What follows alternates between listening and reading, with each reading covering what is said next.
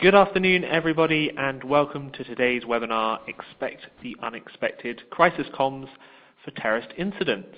Delighted that you could all join us this afternoon, and if you'd like to join in the conversation as we go, please reach out to us on social media. You can find us on Twitter @Vuelio, or use the hashtag Vuelio, or Facebook, or you can email in. And of course, there is a chat box on your screen at the moment that you can feel free to ask questions at any point. We will hopefully have time for a Q&A at the end of the webinar.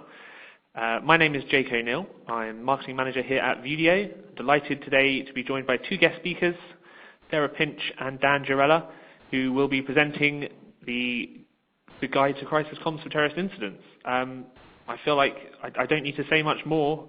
So Dan, I'm going to hand over to you. Thanks, Jake. So afternoon, everybody. What I'm going to do is take you through a bit of background on the research first. And then we'll go through before a terror event so that you can think about your planning. And then I'll hand over to Sarah, who will talk about during and after. So this guidance was prepared with the Centre for the Protection of National Infrastructure, and it's based on in-depth research with about 30 interviewees. These were kind of head of communications, security experts, people within the police. We talked to people in hospitality, retail, NHS, local authorities, and energy. So it was a broad range of people that we spoke to on this. If you look at the following list that's just on the screen now, all of this guidance is based on real incidents. If you think of any of the kind of terror incidents that have happened in the last 10 to 15 years in the UK, you'll see the list there. I think we covered most of them. All the guidance is based on real experiences, and all the advice that is within the guidance has been built from these kind of real-life events, all the things that went right, all the things that went wrong, and the kind of learnings that could be taken away. Where it differs from normal crisis communications is the scale and speed. It's obviously massive scale. These tend to end up being global incidents in terms of media interest. The lifespan can be very long. So you have the initial event itself, and then you have the ongoing investigation, potential copycat events later down the line, and then every time there's an anniversary, people will revisit the event. So it's a long-term thing that your organisation can become involved with. Obviously, there's a high level involvement. You're going to be involved with the government and with the police, at least. And the public reaction is very different to a normal crisis, which we'll come on to a bit more in detail. The guidance looked at terrorism and at cyber attacks, and I think there's some key differences here, really. If a terror attack happens, the focus is hugely on the event. It's seen as something that happens to the organisation, and there's a lot of sympathy for the organisation when these things happen. Obviously, with cyber, it's a bit different. The key stakeholders, of which media are one of, they will look to blame the organisation in all likelihood. They'll be looking to see the processes and technology that's in place and whether the organisation failed on some level. Whereas terrorism, as I say, there's a lot more sympathy. The thing to really bear in mind here is that the messaging is different between the two. So a cyber attack will focus more on the solution and what the organisation is doing to recover and work with, say, customers if it's a data breach. Whereas on the terror side, initially you're focused very much on safety and very much on key facts so that people know what's happening and then how the organisation recovers. One thing to be wary of is that the media may look at the reasons behind the action. So they might look at the political background of the terrorist, or perhaps their mental background or their religious background. So there's a few areas that they'll look at. As an organisation, you don't want to be drawn on these items. You're very much about focusing on, we're this organisation, we're doing this to recover from this incident that's happened, and here's all the things around safety and key information that we're passing on, usually working with the police in this instance. So why is the guidance important? Well, if you get this wrong, it's huge reputational damage can be caused. If you handle the messaging really badly and give people information that turns out to be wrong and it affects public safety, obviously you're going to cause damage. So whilst you'll have that sympathy, the organisation is expected to provide good information and accurate information that people can act on. And that follows on to the next point. People will want the organisation to demonstrate that they're in control, that they are leading, and that they are providing support for the people that have been affected. Obviously, if you're a big organisation that, if say you're a venue and you've been attacked and you have 10,000 people coming to visit you, you're responsible for their safety and welfare. So you need to have these communications things in place so that you know that if something happens, you can launch the plan and you can be focused on things like maybe evacuation, things like what victims need to do for support, things what family might be in touch and trying to find out what's going on. So there's all sorts of things that you need to launch. I'm going to come back onto security-focused communications a little bit later, but it's about proactivity and how you can reduce the possible likelihood of an attack.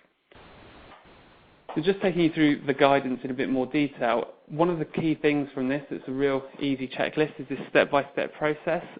We wanted a kind of flowchart idea that just said, right, before, during and after, what are the key things that you need to do? The before is all around the preparation and what you can do in advance to make things run more smoothly if something happens.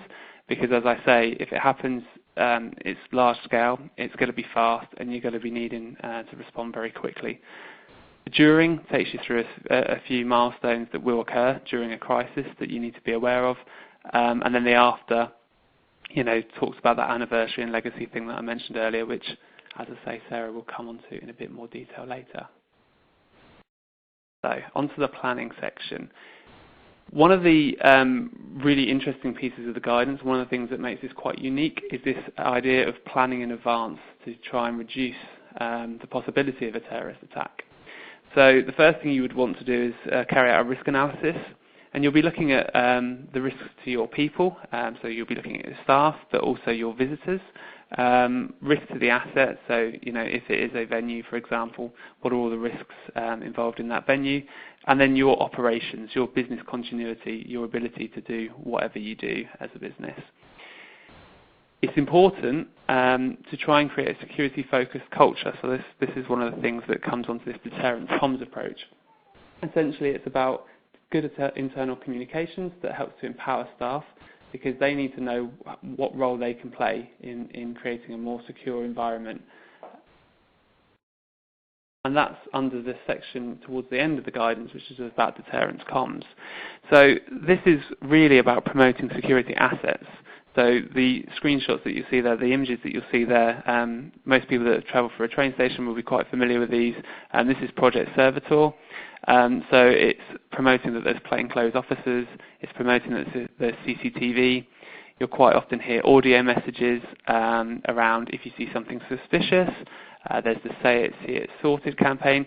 All these pieces of activity, it's all about making people feel more secure, and it's all about making possible terrorists look at your building or organisation as actually too difficult. It's too difficult for us to target this place, so we're not going to.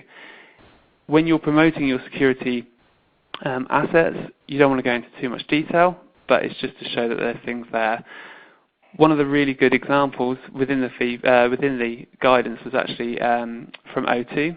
So their argument is that as soon as you buy a ticket, we're telling you all about security. So you'll have lots of information in your initial email saying about the security measures that will be in place when you get there.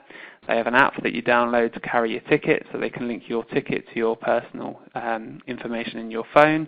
And there'll be people on site there and then, and lots of posters and all sorts of things, just to make people aware and just to limit that potential for a crisis to happen. When you're thinking about your stakeholders, there's a few to consider. What's a bit different about crisis comms for terrorism is that you'll really need to think about your contractors and suppliers in a bit more detail. So again, if you're a venue or a stadium, for example, on match day, you're going to have lots of temporary staff that might come for the retail, or they might be temporary stewards. They need to understand what your communications policy is and your crisis plan is in case something happens. The other thing that's a bit different with this one is working with a local resilience forum. So in England, these are based by region, but there's also equivalents in Wales, Scotland and Northern Ireland. And basically these local resilience forums, there'll be your emergency services, there'll be the local authority, NHS, people like the Environment Agency. This will be your first port of call to start building relationships and start talking about, if a crisis happens, what do we need to do? And they will look at how an organisation responds, they'll look at what comms they can do in advance, and how they can prepare more broadly for if something happens.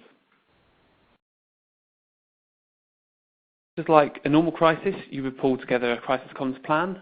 What is very different about this as well is that there's a well-being strategy, which I wanted to highlight. So obviously, if this happens, there's a kind of emotional and mental thing to consider.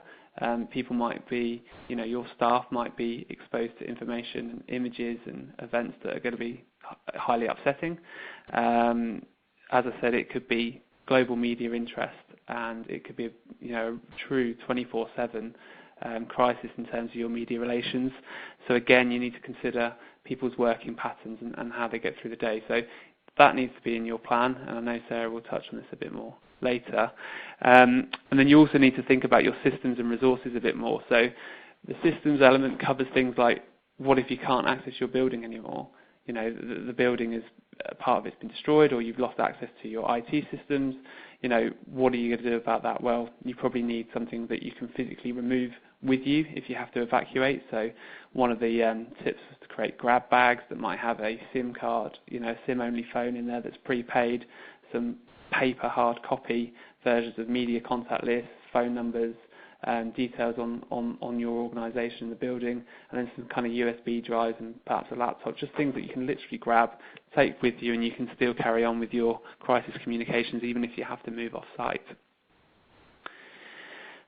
And once you've created the plan and you've got all that detail together, it's important to keep testing that plan and build those relationships with those groups that were within that stakeholder graphic I showed earlier. The internal team is really important as well. It's that link between communications and security that all helps with the deterrence communications. And I think as you're testing the plan, if something happens somewhere else to a similar organisation, you'll find learnings come out all the time that might influence your plan. So don't write the plan and then forget about it for 5 years. Every year or so you want to be getting that plan down, having a look at it and testing it again, making sure everyone in the organisation understands what they need to do in the event of a crisis. A brief mention on leadership as well. You will need a strong organisational leader and a strong communications leader if this happens. The two areas that they need to focus on are divided there, but what they both have in common is the ability to respond quickly and be calm under pressure. You need that important relationship between both groups. You need communications to be integrated within the business, and you need all your senior people within the business to understand why that crisis plan exists and what the actions are going to be of the key people if something happens. Just to finish on a couple of tips on this planning section. As I say, make sure operations and communications know each other really well and understand the process. Have a good relationship. If this happens in the middle of the night, you need someone that you can talk to and get that advice from and get that action to happen quickly. That security culture element is really important. The prevention element of this guidance, that you can actually do activity that discourages people from targeting your organisation, would make a huge difference. And I think, as I say, when you've got your plan, don't forget about the plan. Quite often people do it and it's a tick box exercise, particularly with crisis comms. But if you're an organisation, when you've done your risk assessment where this is quite likely, you need to be revisiting that and keeping an eye on other things that happen. So I will now pass over to Sarah, who will carry on from during the crisis and onwards. Thank you, Dan. Good afternoon, everybody. So as Dan said, I'm going to talk about some of the things to think about when the crisis has hit. So the most important thing is that your organisation becomes the trusted source of communication. You might not be able to give very much detail at all at the beginning, but there are ways of saying that we are aware that something is going on without giving the detail. keep communicating, even if all you are doing is repeating the thing that you said initially. And be very aware, as Dan said right at the beginning, that you will have involvement from the police, and you may well have to go through some of Her Majesty Government sign-off and delays. Some of you may be aware that I'm sure most of you are aware, there's an organisation called COBRA, and certainly if you're in a very high-profile incident of significant magnitude, then you will definitely see that your ability to sign off your own information will be restricted. But that should work quite well for you, and obviously the police and the government are very practiced, unfortunately, in dealing with these incidents, and so should be able to provide you with some really good support, as well as obviously having to take over in terms of being the lead.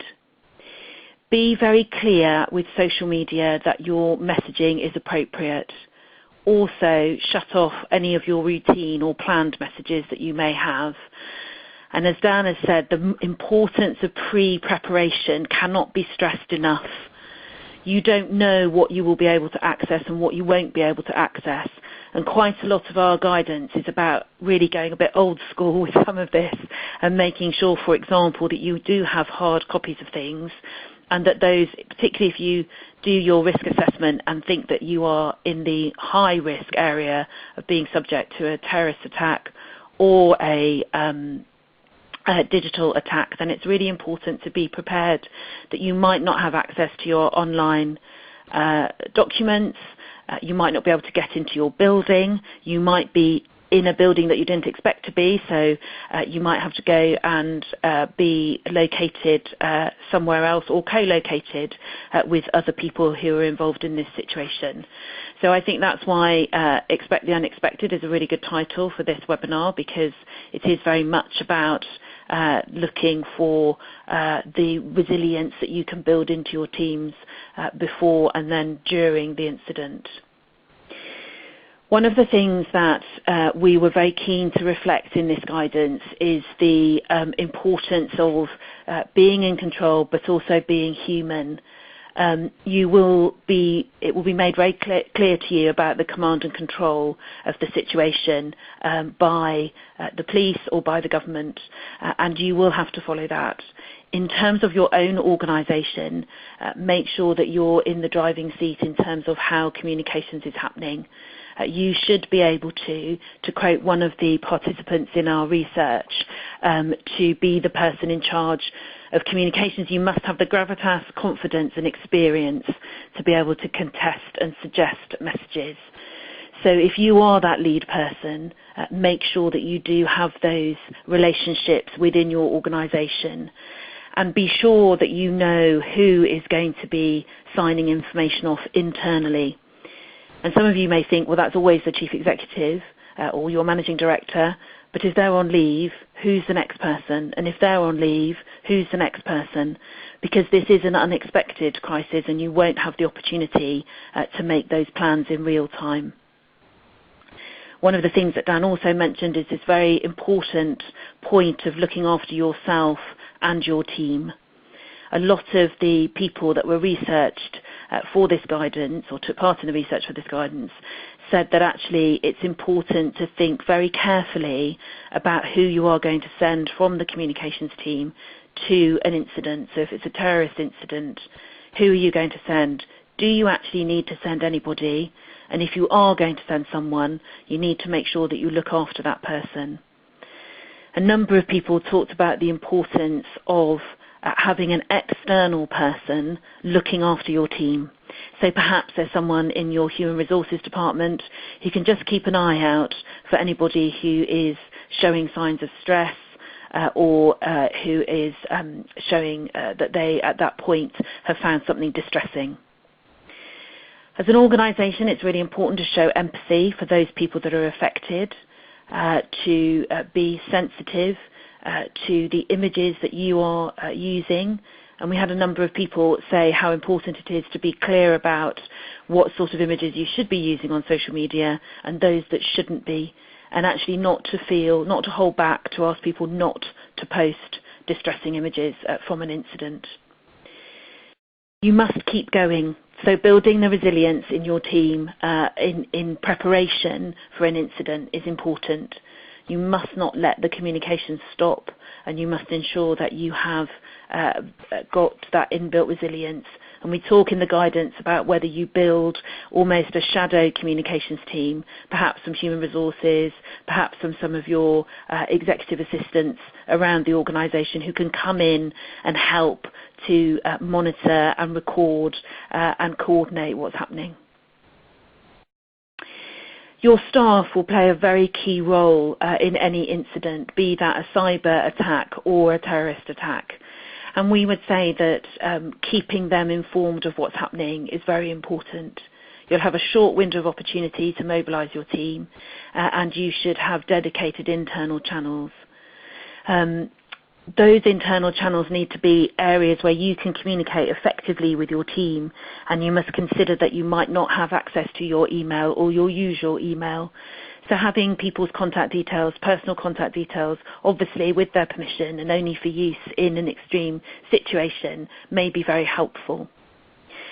In terms of information and resources, we know that people will be coming in to support you, and one of the people that took part in the research said it's really important that you have grab-and-go bags, or if you're not having to vacate your premises, just an ability for people who are coming in to support your team, that they know login details, they know they've got passes to get in and out of buildings. So thinking through all those practical things is really important. We don't believe at this point that there should be that much difference between your internal and your external messages. So really trying to align all of that information is really important.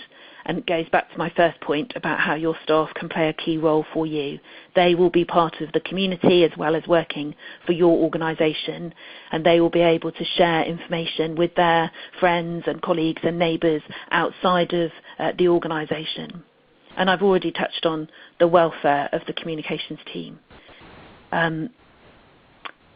Just wanted to talk. Oh gosh, pressed the wrong button. Someone was going to do that. It's most likely going to be me. Working in partnerships. In advance of your incident, ask for help and make some friends. So if you are part of one of the very well networked public sector organisations, perhaps the NHS or councils, police, fire service, that will already be established within your organisations.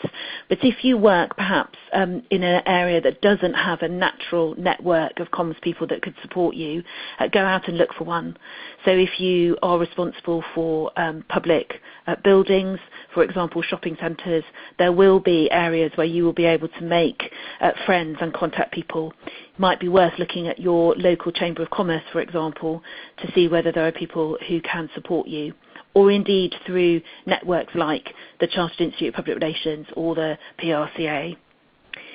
Make sure you have got additional resources for your team, and make sure if you are working with partners, so if you're, for example, working in a big theatre location and one of your local partners perhaps is the local transport company, then you make sure you've got those very clear shared messages that you're putting out together about what you do want people to do or what you don't want people to do.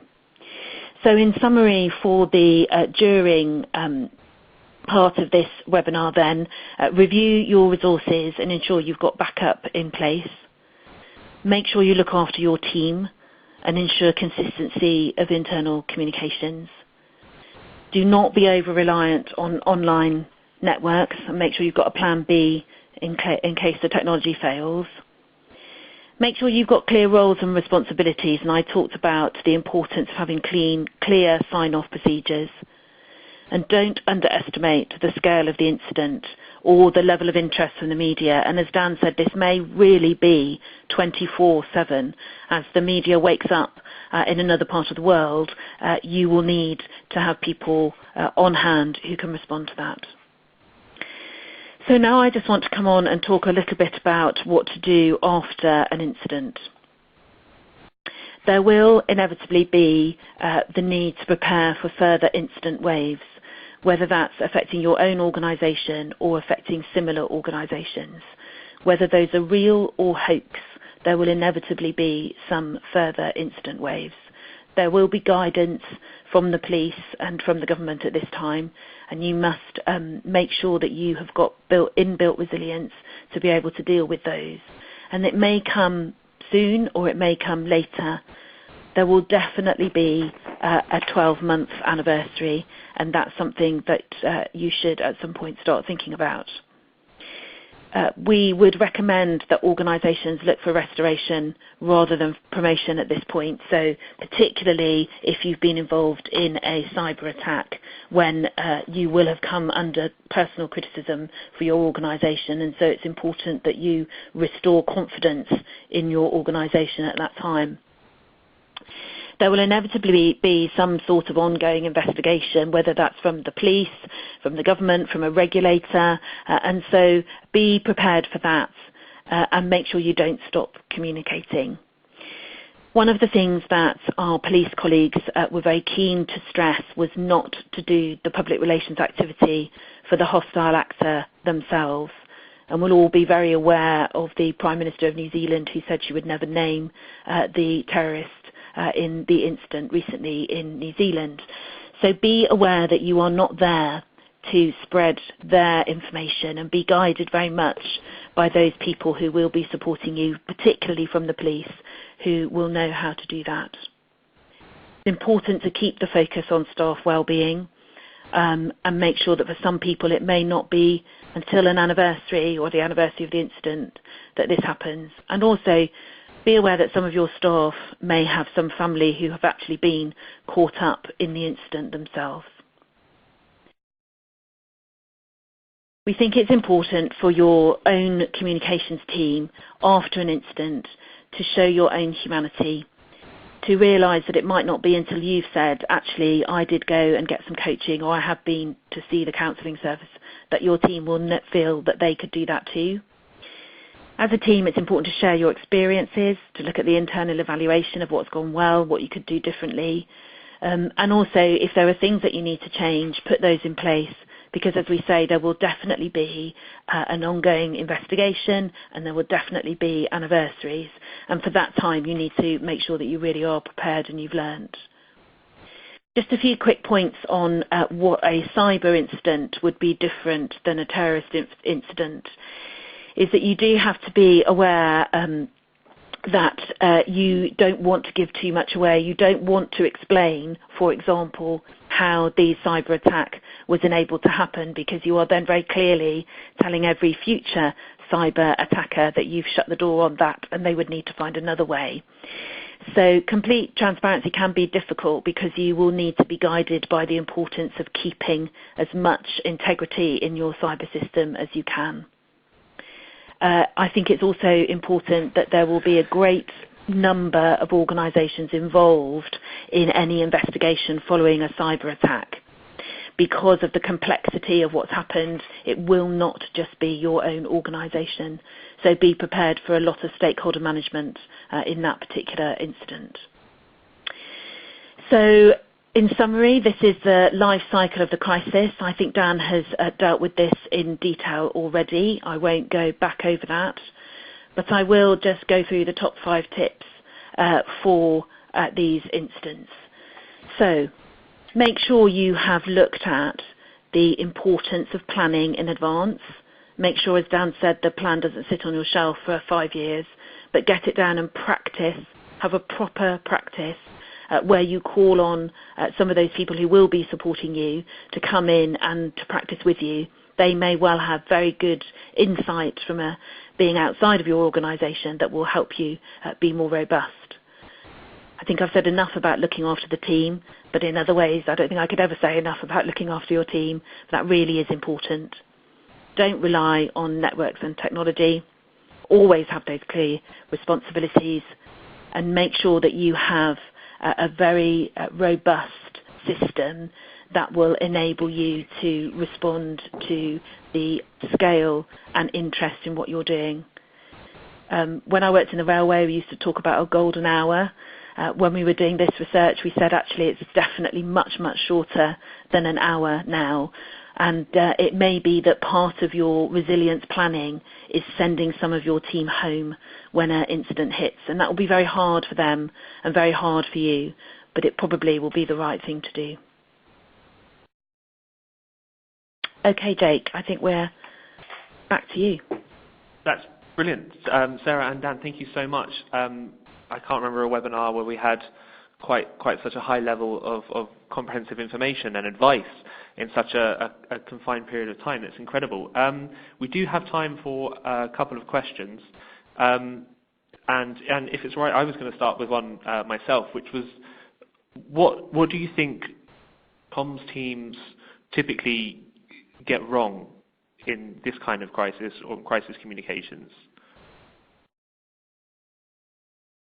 Well, I mean, I'll start on that. I think one of the things that Sarah mentioned was about sending people home. So I think that was a real common thread, actually. People felt there was a bit of friction. If you've got a team of 3 people and you're saying, right, you need to go home, people felt that they were almost a substitute and maybe not trusted to be leading on messaging or helping to sort things out. And that's not the case at all.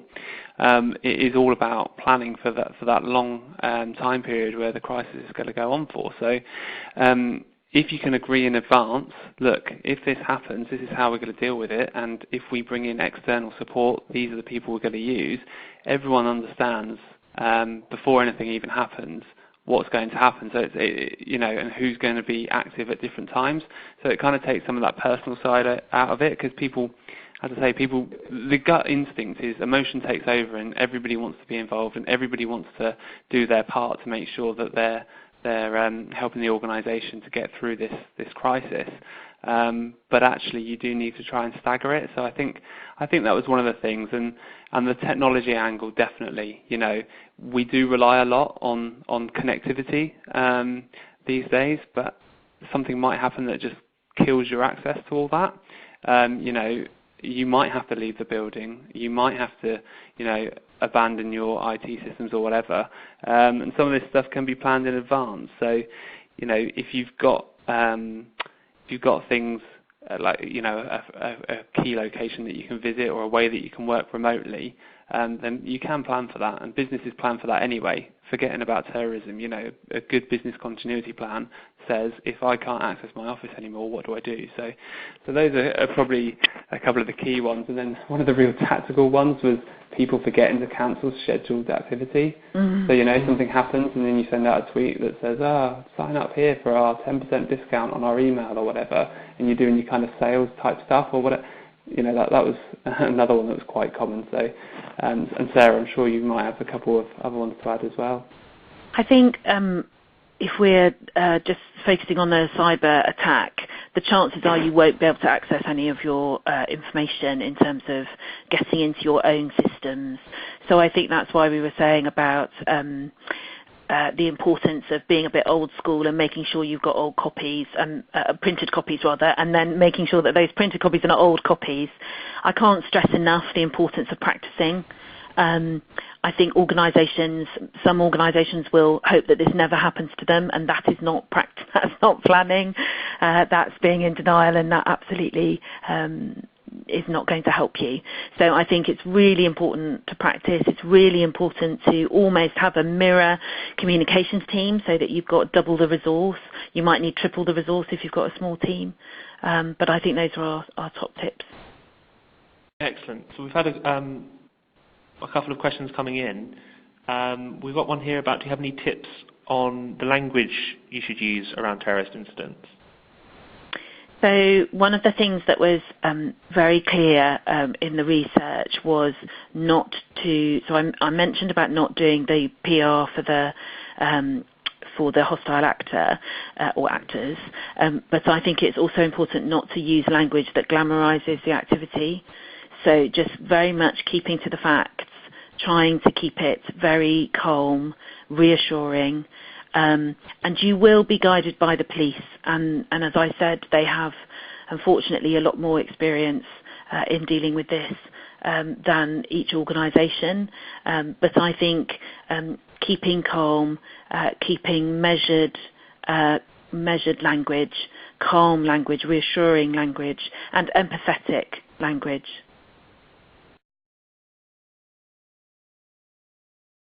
Perfect. And I'm not sure how related this sort of crisis might be, but do you have any advice on dealing with activists? So we didn't focus as much on activists within the research, but one of the things that did come through is that the thing with an activist is, depending on who it is and what your organisation does, there might be what's the best way to put this? There might be a specific reason why they're targeting your organisation, and it might be something that is in direct response to your own activities. So one of the things that you would focus on as an organisation in the immediate term would be the safety and security of your building, for argument's sake, and your staff. So if people are, doing something that affects their safety, I think that's where your messaging would be around. I think you would be showing a level of empathy in terms of, people's right to protest, and I think people do have a right to protest, but within a limited range. So there's a difference between people are stood outside with banners versus people who are attacking staff, or people are, throwing bricks through windows or something like that. So I think there'd be a distinction there. You will again get some support from police, so that's worth consideration as well.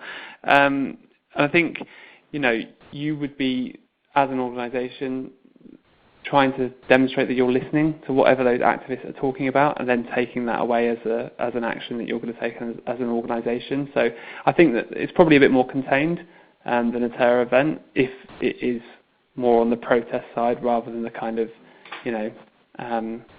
damage side or level of violence, I would say. Yeah, I think that's it's a very good answer to quite a tricky scenario, I guess, because it's not, like you say, it's different types of activism, maybe not the same at all as a terrorist incident that you're dealing with here. Yeah, they tend to be more organisational specific as well. Than a kind of broad terror attack. Yeah. Sarah, I'll ask you this one. When is it appropriate to confirm that it is a terror incident? Is that related to the police involvement? Absolutely, yeah. That's for the police to confirm.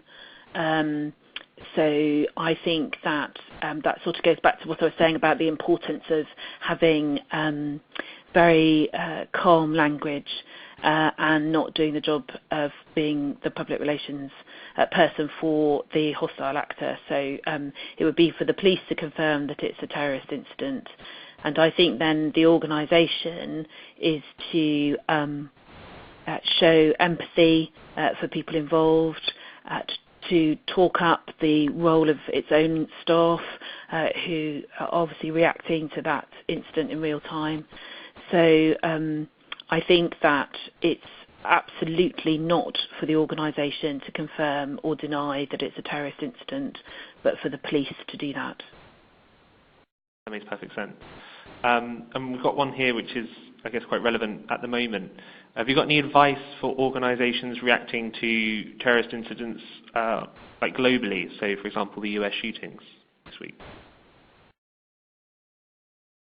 With something like that, again, I think your immediate focus is going to be on continued or kind of security in the short term. So something happens, and then you'll be describing how you're protecting the organisation and the people involved, so the staff, the visitors, whoever. So if you're a school, you'd be talking about how you're going to protect the school children. So that would be part of your initial messaging. You would focus on what you're putting in place as potential further security further down the line. But as we said in the guidance section earlier, you don't want to go into too much detail there, because if you're too specific, then people can look at ways to get around your security. So you need to be broad in your security approach and your security-based comms, but not give away the detail. One of the other things that you need to be doing at this stage is really just, again, it's that word empathy. It's dealing with the victims, dealing with their families. They need messages of support.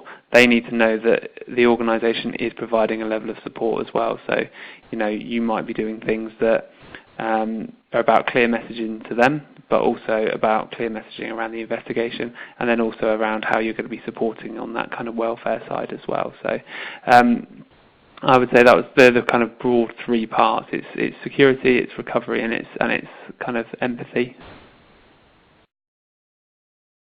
Excellent. And like we touched on social media, and obviously how delicate you've got to be about the use of social media. We've had a question that says there are a number of high-risk businesses that deliberately currently do not have a social media presence.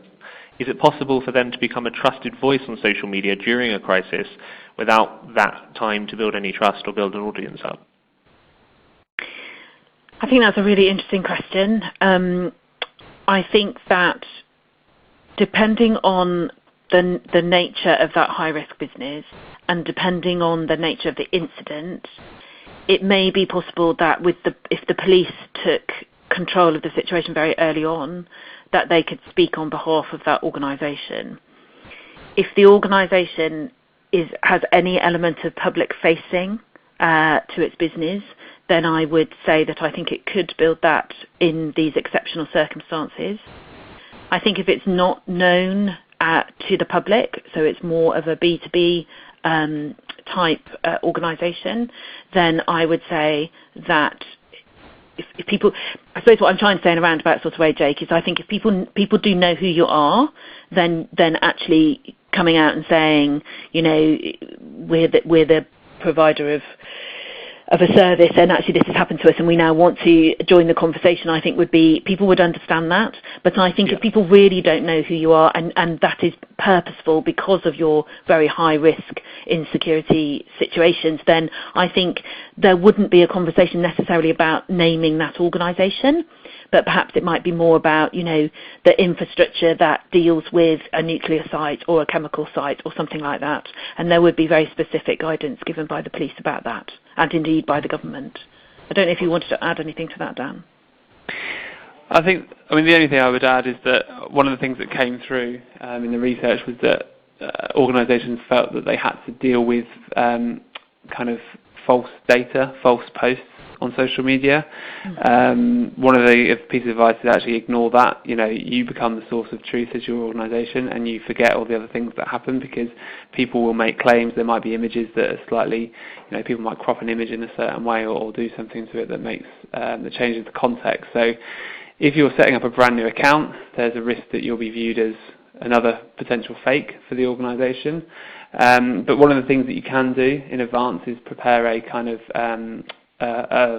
smaller scaled down version of your website, so that if an incident happens and people come to find your website, you can have something that's ready to go live that's just in the background. So, you know, there's a lot of talk about these kind of dark sites and how if something happens, you go live, you strip out everything, and that page just has key information and your key updates, just so that people have it all on almost like one page. So it's really easy for people that are looking for information. Brilliant. We've run quite a bit over, but I'm just going to try and slip in 2 more questions before we let everyone go. Thank you everyone who's staying on this webinar call. First one may be a bit broad, but if you have a cybersecurity issue arise, what's the best approach? If it's, you know, if being very honest and being very transparent could damage the reputation of the organisation. One of the big things. Oh, sorry, Sarah. I was going to say, I think one of the things is not to second guess. So until you know the facts of what's happened, don't make it up. So, you know, you can say that we are aware that there is some suspected activity or some suspicious activity, or that you've had reports from customers about something, but do not confirm anything until you are absolutely certain of what you're saying. That's it. That's immediately what springs to my mind. But Dan, I know you wanted to comment. My only other comment was that don't take your time. You know, one of the things that most people complain about, and the biggest reputational damage with cyber, is that, you know, the announcement can come out 3 months, 6 months later, a year later, you know, and you're telling people that their personal data might have been compromised. If they use a single login for multiple accounts, or they log in with their social media account to get into your service or whatever, actually your customers' data has been at risk for a very long time. So that's usually one of the biggest mistakes organisations make. It's much better, as Sarah says, come clean quickly and then just say, look, we're aware that something may have happened, so as a precaution, change your login details, for example, and then you do your investigation, and then you come back and you explain what the investigation found out. And if it turns out that actually nothing was compromised, at least your customers have had an opportunity to protect themselves, and then not cause further damage down the line, which is, there's a story about a month ago, I think, with British Airways that got that huge fine, and there was about a 6-month lag between when the system got compromised and when people found out about it. So people were, rightly upset about it. And I guess let's pick up there with the GDPR rules, which are, I think lots of organisations are still trying to come to terms with. That there's now expectation in regulation of what they have to do. Exactly, yeah. So final question, have you got any advice on how agencies can support in-house teams when the team is small? I think there's a very real role there for agencies, particularly if you already have relationships with particular organisations that you think may be at risk. I think it's pertinent to ask them what support they might like, how that would work, to participate in any planned training that they have. And certainly when I worked in-house, that was of enormous support, knowing that your agency could be called on if you needed them, that they understood your business well, that they would be able to come in and sit with you. That was important. Or actually, conversely, you might want to go and sit with your agency if you're unable to get into your own building. So I think there's definitely a real role for broader support, whether that's paid for through an agency or, as I mentioned in my section, whether that's through a sort of broader network of support from other comms professionals. Perfect. Sarah and Dan, thank you so much for a fascinating webinar, and thank you to our audience for joining us this afternoon. For everyone who had asked, this recording and slides will be sent to everyone following the webinar, so you can go over it for how it affects your organisation in more detail. But for now, Dan and Sarah, thank you so much. Thank you. Great. Cheers. Thank you. And goodbye, everyone.